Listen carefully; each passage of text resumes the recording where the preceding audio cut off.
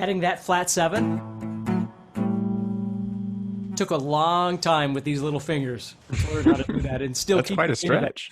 I always get people that go, well, can't I use my middle finger? And I'm like, well, you can, but if your hands are bigger than my hands, you could learn to do it with your third finger. And I'm 99.9% sure your hands are bigger than my hands.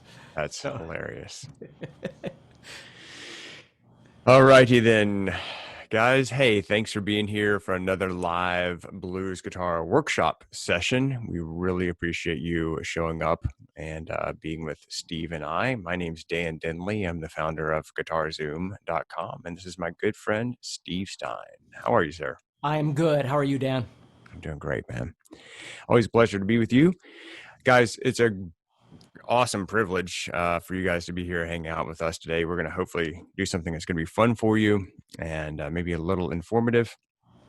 And today is going to be on blues shuffle rhythm, which is like absolutely critical to understand if you're going to play anything blues. And if you want to learn the blues shuffle rhythm, keep watching, keep listening wherever you're doing that. If you want to learn it even faster, go to guitarzoom.com and check out Steve's new blues guitar course. It's called Blues Guitar by Steve Stine, and it's available now at guitarzoom.com.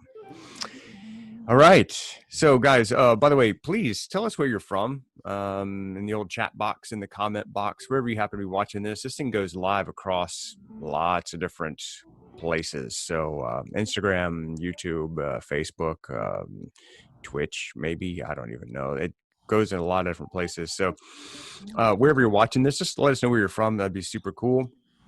Also, if you're interested in making sure you don't miss any upcoming workshop series that we do for you, this happens to be the blues guitar one. We've done them on blues licks. We've done them on acoustic guitar. We've done them on soloing, creative soloing. We try to do a lot of these for you. If you want to make sure you don't miss those, then subscribe to the channel wherever you are and click the notification button. And that way you'll get a little notice.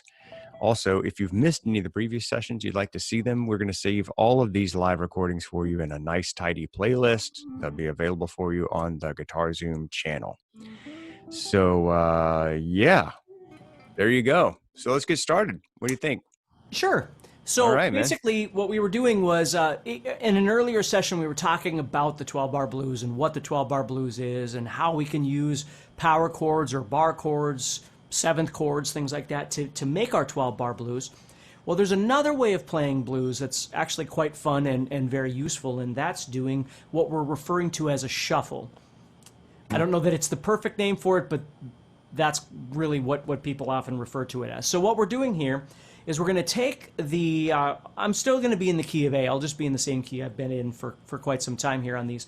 So I'm using the A and the D and the E, which is the 1, 4, 5, and I'm going to play them as a power chord. So instead of playing them as a full bar chord, the reason I want to play them as a power chord is because I need my fingers free to do other things. So I'm just going to play the 5th fret and the 7th fret, the top 2 strings, as a power chord. And what that does is it enables my pinky now to be free to do this little shuffle thing. And what I'm going to do is I'm going to take my pinky and I'm going to place it 2 frets higher on the same string that my 3rd finger is on. No matter what chord I go to, I'm always going to add my pinky 2 frets higher on the same string that my 3rd or my ring finger is on. So right now my 3rd finger is on the 7th fret, so what I'm going to do is I'm going to reach up to the 9th fret and I'm going to press down on the 5th string on the 9th fret there. So if I was playing a shuffle style rhythm or a swing rhythm, what I want to do is I want to take that pinky now and I want to add it on 1 and 2 and 3 and 4 and 1 and 2 and 3 and 4. Now there's lots of different ways, and again there's no one little box that everything fits in. There's a million ways that you could do this. But to start, it's nice to be able to get used to going 1 and 2. So on beat number 2 I'm pressing down and then I'm going to take my finger off again, and 3 and 4 and 1 and 2 and 3 and 4 and 1 and 2 and 3 and 4. Now you could press down and go 1 and 2 and 3 and 4 and 1 and 2. And notice how now it's even. I'm playing 1 and 2 and 3 and 4 and, right? So I'm holding it down for 2 this time.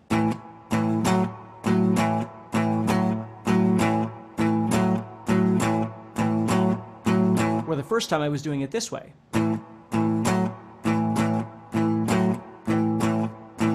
And either way is fine.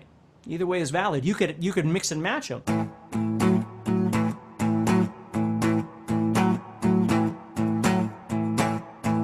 You see? Now, do I have to play the swing rhythm? No, I could play the straight.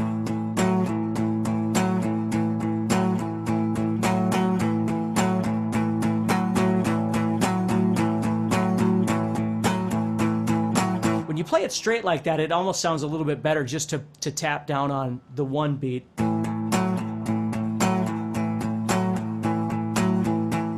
Instead of doing 2.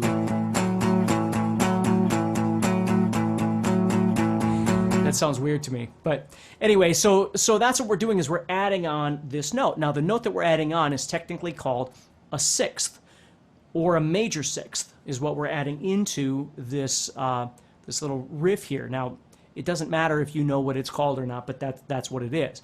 So what's kind of fun here is, if you can add in a note above that, okay, which is what we refer to as the 7th, or the minor 7th.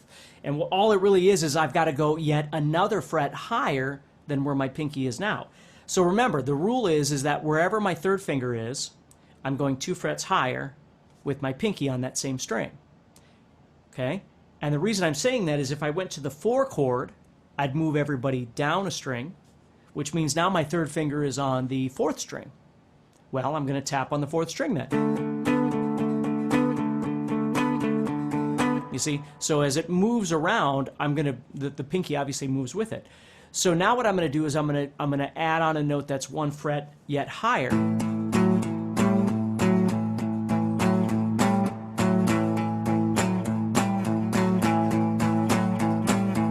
Now the rhythm I'm giving it is 1 and 2 and 3 and 4 and 1 and 2 and 3 and 4 and.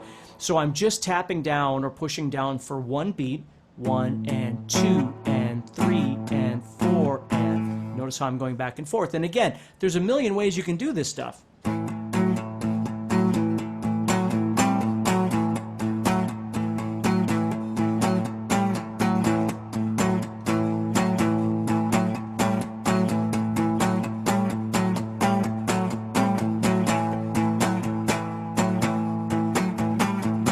You see, I mean, that's the fun of it, is you can make a bunch of different variations of that.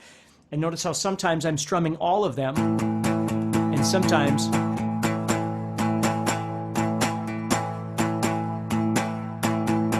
I'm making variation there, so it just sounds a little more interesting.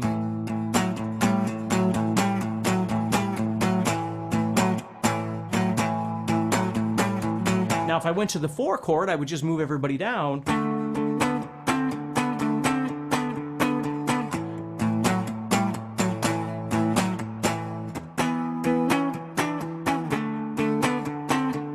Now, am I obligated to use that pinky 1 fret further out every time? No.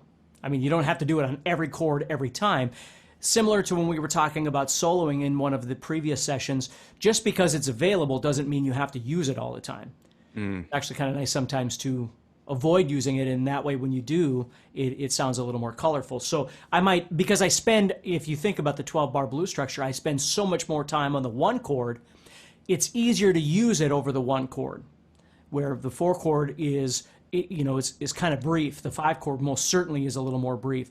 So I might not want to use it every single time on those. But again, that's what music's all about, is figuring out what works for you. That's right. That's awesome, Steve. Guys, you're talking about the blues shuffle. And yeah, I don't even want to open up the discussion about the whole shuffle rhythm thing. This thing that Steve's showing you here is called blues shuffle. And I've heard people call it a blues 6th, Okay. The 6th groove, I've heard it called that. I mean, there's lots of different things. And again, if you've heard it called something else, just leave it in the comments. I mean, there's lots of different things. The point is again, when you're doing this kind of rhythm, you're not really able to do full bar chords anymore. Now, that doesn't mean that you can't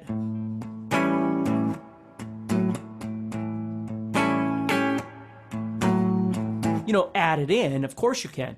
But it just tends to be a different kind of groove when you hear, again, I always go back to The Jack by AC/DC because that was one of the first songs that I learned how to play that had this kind of rhythm in it. This kind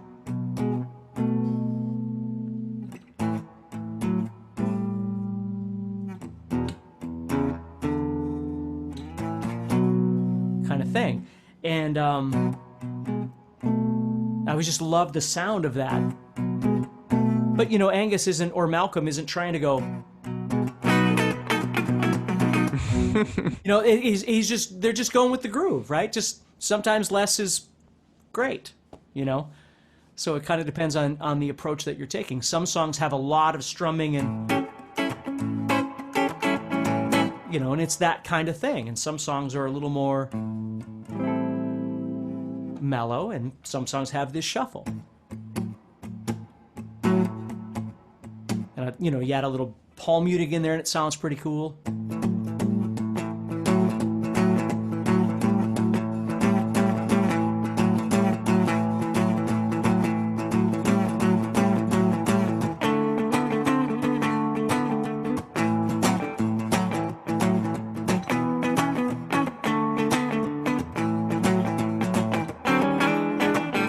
There's lots of different ways you can approach playing this stuff. I love it, man. Guys, they're talking about the basic blues shuffle here and something you absolutely need to know to play blues. If you're joining us a little late, don't worry. We'll save this video for you in a nice playlist on the YouTube channel, on the GuitarZoom channel, and a playlist called Blues Guitar Workshop. Already a whole bunch of videos there for you. If you'd like to check those out on the channel. If you'd like to go deep into this blues guitar stuff and learn it A to Z, Steve has created a fantastic guide to all things blues guitar. It's called Blues Guitar by Steve Stine. It's a new course, and it's available at guitarzoom.com for you. And I think you'll like it. So you might want to check that out.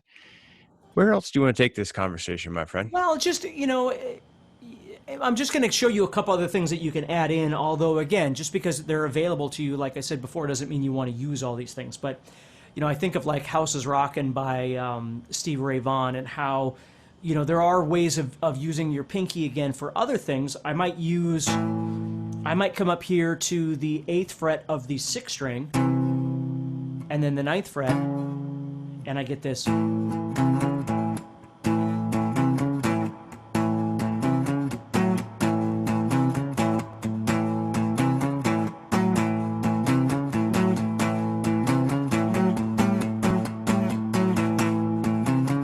So there's that kind of thing that you can add in as well. That sounds kind of cool. They're just different options for things. So you think,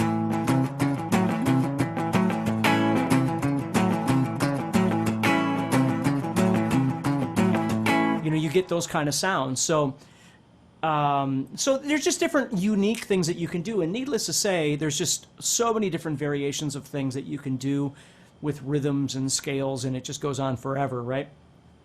But they're kind of fun. So if you're not really, if you've been playing bar chords or, whatever it is for your blues stuff for quite a while and you've never really done this sort of thing before, it's kind of a nice change for playing blues. Absolutely. All those bar chord 12-bar blues that he was just mentioning there are in the blues guitar course. The minor blues, which is super, super cool. We've already done a session on that. I want to go back and watch that. Yeah, I love the sound of the minor. Me too. And, we really haven't we've done a session on, of course, the dominant sevenths, 12-bar blues. We've just did the one on the shuffle. We've done the minor one, but we really didn't go into the one that has like maybe minor ninths or those. Sometimes you can throw in like dominant, like altered dominants at the very end, like that Jimi Hendrix chord, and there's all kinds of, look, this stuff goes on forever. And then when you get into the whole discussion of like blues and rock and how they kind of go together and the two sides of the same coin in a lot of ways, learning the blues, guys, will serve you well as a guitar player. I mean, it just will in so many ways, because it's just so influential in everything rock and roll and after that. So if you would like to check out our new sessions that we're going to be doing on the blues guitar. I'm picking my beard hairs out of this microphone here. That kind of freaked me out. I was like, what the? If you'd like to be notified, guys, of the next blues guitar session that we do for you, Blues Workshop Series, just subscribe and hit the notification button. If you'd like to check out Steve's new course, it's called Blues Guitar. It's available for you at guitarzoom.com. And I think that you will like it very much. If you're serious about blues guitar, you definitely want to check that out. Thanks for being with us today, guys. We really appreciate you. Steve, thank you for your time and all your talents that you share with us. It's always awesome. Awesome. Yeah. Thank you so much. And thank you again, like Dan said, thanks for taking time out and hanging out with us. And hopefully you learned a little something, and keep practicing, stay positive. Sounds good. Awesome. Thanks, Steve.